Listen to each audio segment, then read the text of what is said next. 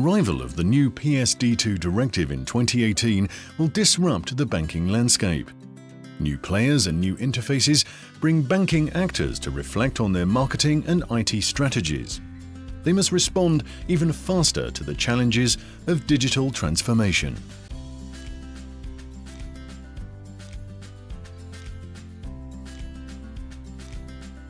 PSD2 brings a significant evolution in terms of an extension of the geographical zones and multi-currency management.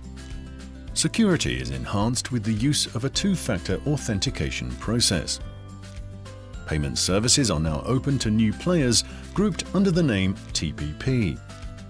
Other changes include better protection of customer data, reduced maximum liability for unauthorized payments, and new rules for managing fees and discounts.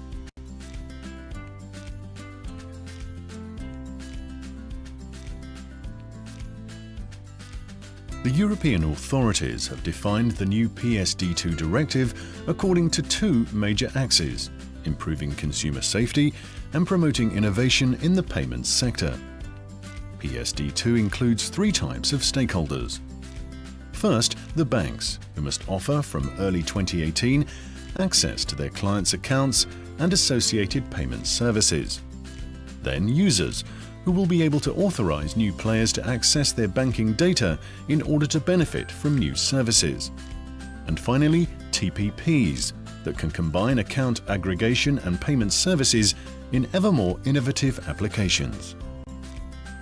The arrival of PSD2 in the payments world will allow competition with the payment card managers by providing a secured and innovative regulatory framework.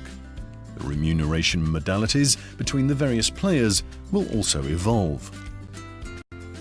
This scheme corresponds to a PSD2 payment scenario with a consumer who is not yet registered with the PISP. First, the consumer chooses to pay through a PISP proposed by the merchant site. The consumer is redirected to the PISP.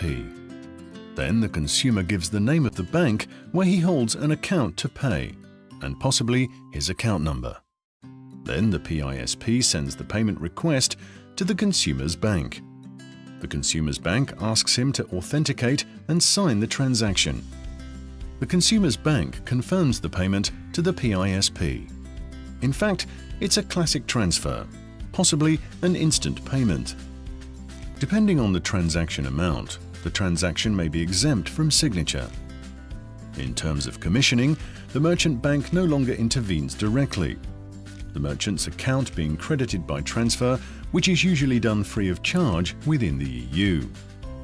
The consumer's bank, which provides APIs, will want to recover its investment costs and charge the PISP for using the API. The PISP fee will certainly be covered by the merchant, such as the card system currently. If a multi-bank customer wishes to have an overview of his accounts at any time, he subscribes to an AISP, which accesses each of the customer's accounts through APIs made available by the banks. Since he has all the information, the AISP can perform the aggregation of the customer's assets.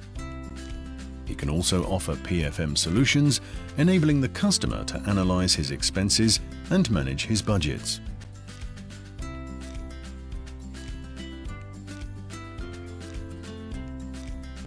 With this standardized access to banking services, TPPs will be able to realize new applications in extremely short timeframes of the order of a few weeks.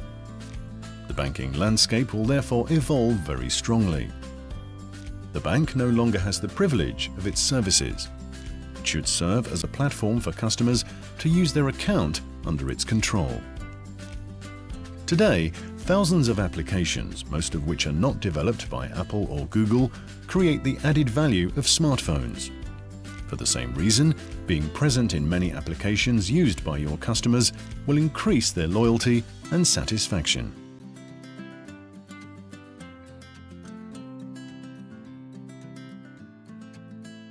Facing this directive, banks can position themselves in different ways. First, with a defensive strategy with the sole aim of respecting the regulation.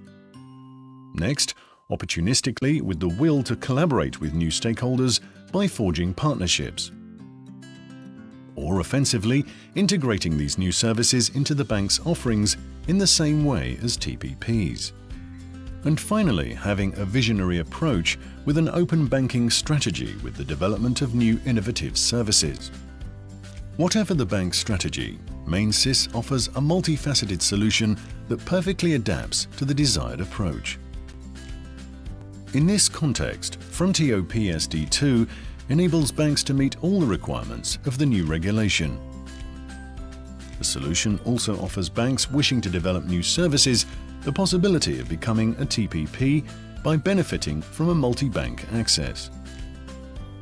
PSD2 services become a new channel that integrates with existing channels. Finally, the FRONTeO PSD2 platform facilitates the integration with the bank's back-office systems for a quick installation in a few months. It can compensate for deficiencies in the back-office system, such as 24-hour availability, the publication of secure APIs, or compliancy with the directive on privacy.